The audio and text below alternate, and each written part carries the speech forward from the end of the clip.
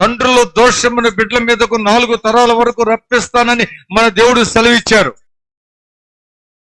ప్రియ సోదరి సోదరుడా,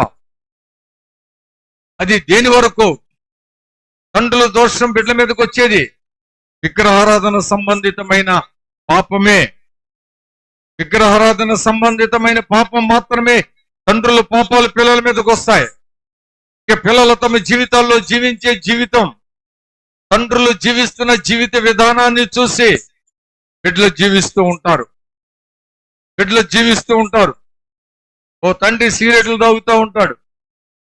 ఆ తండ్రి కొడుకును పంపించి సిగరెట్లు తెప్పించుకుంటాడు. సిగరెట్ వెలిగించి చక్కగా నోట్లో పెట్టి అనేది పిల్లోడికి మనసుకు పట్టుకుంటుంది. ఎంత హాయిగా, లేకపోతే ఎంత స్పందన కలిగిస్తున్నాడు మా నాన్నని ఈయన పక్కకి వెళ్ళి కాగితాలు చుట్టుకుని తాగుతాడు, త్వర బీడీలు తాగుతాడు.